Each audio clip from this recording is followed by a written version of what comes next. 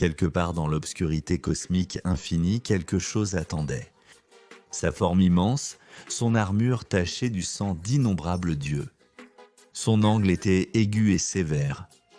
L'obscurité dans son cœur était inquantifiable dans sa cruauté presque magnifique. Il était le sadique primal, le hurlement de douleur dans la nuit, le tueur d'espoir et de rêves. Le Khan écarlate dont la simple mention pouvait faire trembler les anges. Le roi écarlate. Cela faisait longtemps qu'il avait déraciné l'arbre du monde. Cela faisait longtemps qu'il avait mené une conquête avec ses filles et leurs armées cauchemardesques. Cela faisait longtemps que sa quête pour dominer tout avait rencontré un obstacle inattendu. Le gardien de la porte, ce grand guerrier de feu pur dont les mouvements fendaient l'air comme son épée de lumière fendait même les atomes de ses ennemis. Il y a des millions d'années, le gardien de la porte avait réduit de moitié l'armée de démons du despote sanguinaire. Il avait déjoué le plan du monstre pour entrer par les portes du paradis, dévorer le minuscule dieu des humains et augmenter sa puissance pour de nouvelles conquêtes. Mais bien que le roi écarlate ait pu être repoussé lors de cette bataille, il n'a pas abandonné, pas une seconde. Même une retraite tactique n'est qu'une autre occasion de perfectionner un plan, d'accroître votre pouvoir. Et à travers d'étranges éons dans l'obscurité du vide, le roi écarlate a fait exactement cela. Il avait concentré l'obscurité et la sorcellerie malveillante qui parcourait ses veines anciennes. Et avec cette nouvelle force, il essaierait à nouveau. Et nous sommes tristes de dire qu'il réussirait. Cette fois, il est venu sans armée. Le Seigneur de toute désolation est apparu au-dessus des sables brûlants du Moyen-Orient sans même essayer de se cacher. Cette fois, il affronterait le gardien de la porte en face à face et prouverait l'étendue brute de sa puissance en combat singulier. Lorsque le gardien de la porte a pris conscience de la présence du monarque démoniaque, il a envoyé une décharge psychique comme le veut la coutume. Le mot « partir » a été imprimé dans les profondeurs du cerveau du roi. Il n'a même pas daigné répondre au mot, se contentant de dégainer silencieusement son épée, qui avait goûté au sang divin d'univers bien plus ancien que celui-ci. « Approche-moi, faible !» grogna le roi écarlate, « et pas de mort !» Le gardien n'exigeait pas d'invitation formelle. Dans l'espace entre demi-secondes, le guerrier enflammé était sur son ennemi redouté, abattant son épée dans un coup puissant seulement pour qu'elle s'arrête net contre la lame du monstre. « Trop lent », a dit le roi. Avant que le gardien de la porte puisse bouger, une autre épée, tout comme celle dans la main du roi écarlate, le transperça par le dos, émergeant de sa poitrine. Le gardien de la porte regarda en arrière et vit un autre roi écarlate debout juste derrière lui. Par emplacement, bien sûr, il n'y avait jamais eu d'espoir que cette créature joue équitablement. Le premier roi écarlate a enserré le cou du gardien avec les doigts de son gantelet, exerçant une prise plus forte que la force de gravité qui maintient les planètes d'un système solaire en orbite. Il a jeté le gardien exalté au sol comme on pourrait jeter n'importe quel autre déchet. Les deux rois écarlates ont repris leurs épées une fois de plus et ont empalé le gardien à travers le sol, l'un à travers son cœur et l'autre à travers sa tête. Alors que le gardien de la porte s'évanouissait dans le néant sur le sol, les deux rois écarlates ne faisaient plus qu'un, à nouveau. Le voilà devant les portes flottantes du paradis, sans défense. Quel terrible chaos il pourrait causer de l'autre côté de cette division. Comment il pourrait anéantir les derniers des dieux libres dans ce coin de l'hyperverse et régner juste un peu plus suprême. Un pas de plus vers la plongée du concept même d'être et de matière dans les royaumes du néant infini, avec un rire profond et malveillant. Le roi écarlate est passé à travers, prêt à affronter les armées de ce dieu humain avec sa propre puissance, mais étrangement de l'autre côté, aucune armée n'attendait en fait. Il y avait juste un jardin serein et lumineux qui attendait, des cieux bleus dans l'herbe émeraude vive. Ruisseau naturel, le gazouillement des oiseaux, des fleurs en fleurs. Le roi écarlate a trouvé cela absolument dégoûtant. Et puis il y avait un homme vêtu d'une chemise et d'un pantalon en lin blanc avec des cheveux blancs et une barbe assortie. Il avait les jambes posées sur le bord de la table où il était assis, où se trouvait une grande cruche de thé glacé.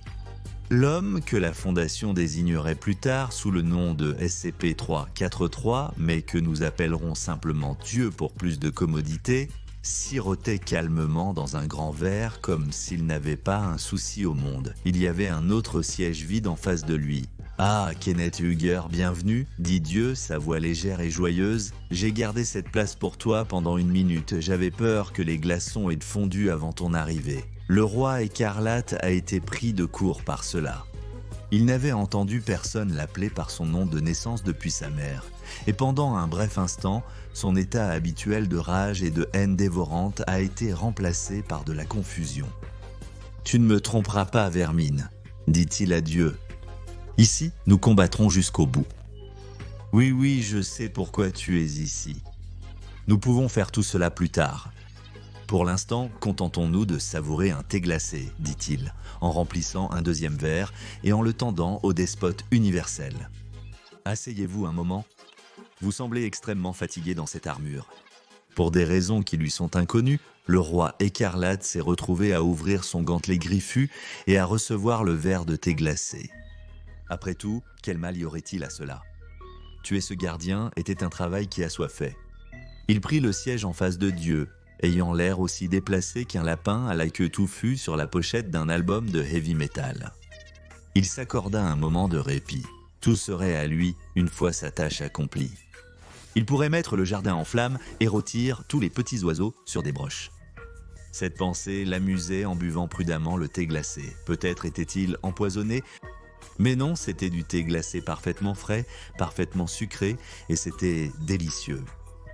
Étrangement, c'était la première chose que le roi écarlate avait jamais bu qui n'était pas du sang. Cela ne change rien. Le roi écarlate ressentit le besoin de dire « Je ne peux être acheté, soudoyé ou persuadé. » Ma présence ici est le glas de la réalité telle que vous la connaissez. Quelqu'un vous a-t-il déjà dit que vous êtes une personne terriblement en colère ? Dieu a dit, toujours nonchalant. Ne pensez pas que je vous juge, j'y suis allé moi-même.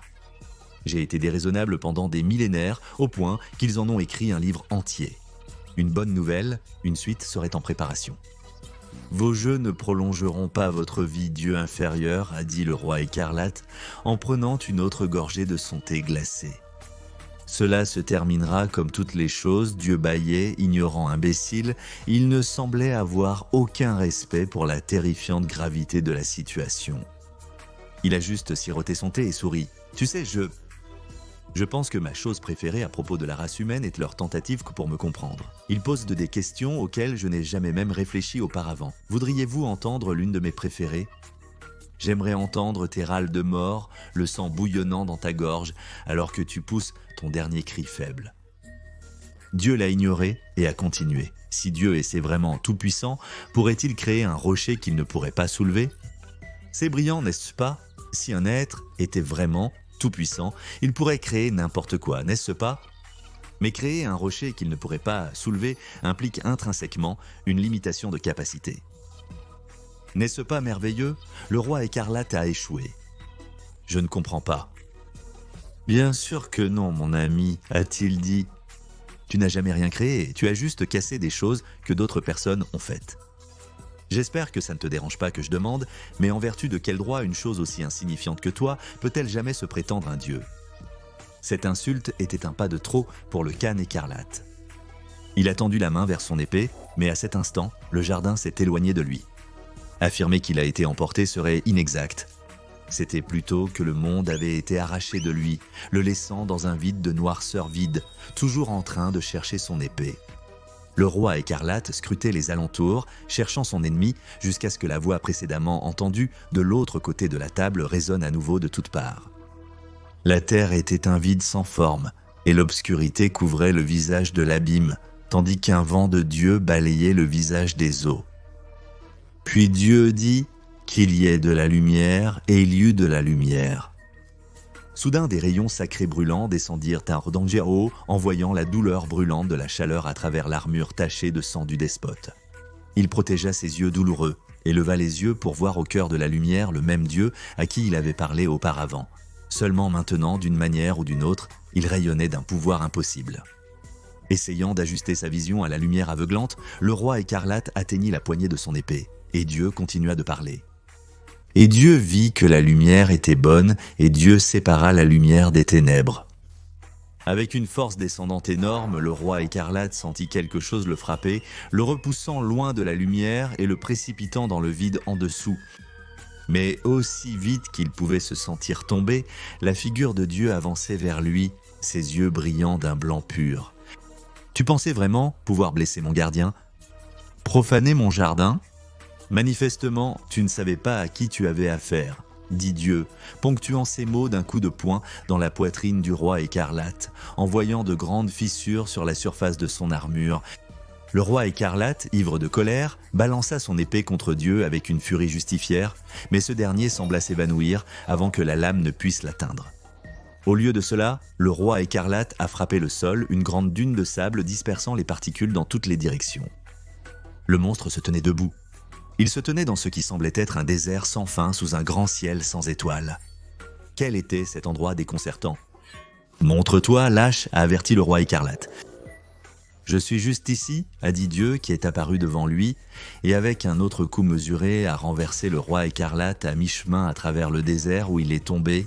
Dieu se tenait toujours à côté de lui. « J'ai dit auparavant que je montrerai de l'amour et de la compassion à tous mes enfants » a dit Dieu. « Mais tu n'es pas l'un des miens, n'est-ce pas ?» Avec un seul coup, presque dédaigneux, Dieu a enfoncé le roi écarlate profondément dans le sable, mais quelques instants plus tard, avec la fureur brûlant si chaud que le sable s'est transformé en verre autour d'eux, le monstre conquérant de l'univers était de nouveau à égalité avec son saint ennemi. « Tu penses que dans ce que tu peux me défier ?» il a dit. « Je suis le roi écarlate. » À juste ri. Qu'est-ce qu'un roi pour un dieu? Le ciel vide s'est rapidement gonflé de nuages obscènes, sombres et menaçants, avec des veines d'électricité crépitant entre eux. Le commandement silencieux de Dieu indique. Une volée d'éclairs, comme on n'en avait jamais vu sur Terre, s'est abattue sur le roi écarlate. Le monstre a levé son épée terrible et a réussi à bloquer le pire alors qu'il chargeait en avant vers Dieu, hurlant de rage. D'un terrible coup d'épée, toute l'électricité accumulée a explosé dans un coup furieux. Mais Dieu a d'une manière ou d'une autre fait un pas de côté, évitant simplement le coup. Au même moment, une grande montagne surgit du sol, écrasant le roi écarlate et l'emportant vers le ciel à travers les airs. Mais le souverain de tout le mal ne serait pas vaincu. Il brandit son épée, fendit toute la montagne en dessous lui et envoya des rochers dégringoler en énormes et mortels blocs de pierre. Il sauta entre eux, ses yeux faisant tout leur possible pour chercher son ennemi et ensuite porter un coup mortel. Mais dès qu'il a senti qu'il pourrait percevoir quelque chose, les vents ont changé, tourbillonnant autour de lui, l'enveloppant, transportant le son et l'odeur tout autour de lui d'une manière qui n'était rien de moins que désorientante. La dernière chose à laquelle il s'attendait, c'était que Dieu apparaisse juste à côté de lui et inflige une sainte correction aux côtés de la tête du monstre.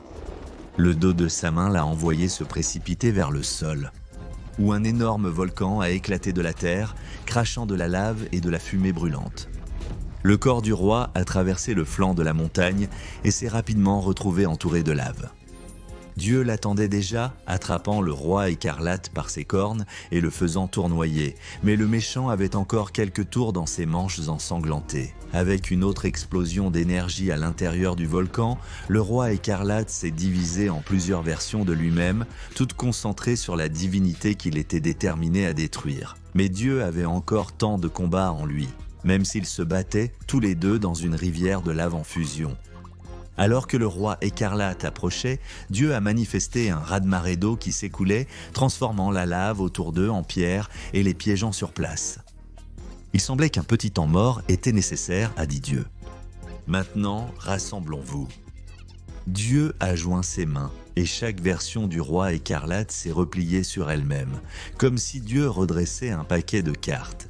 Bientôt, il ne restait que lui et un seul roi écarlate qui avait été affaibli par la férocité et l'imprévisibilité de la bataille. Pour la première fois, en des dizaines de millions d'années, le roi écarlate avait besoin de s'arrêter et de reprendre son souffle. « Je connais ton cœur, ce qu'il en reste, » a dit Dieu. « Tout cela parce que tu aspirais à la non-existence. Eh bien, permets-moi de t'accorder ton souhait. » Dieu a levé sa main, prêt à porter un puissant coup mortel qui effacerait enfin le fléau du roi écarlate de l'existence.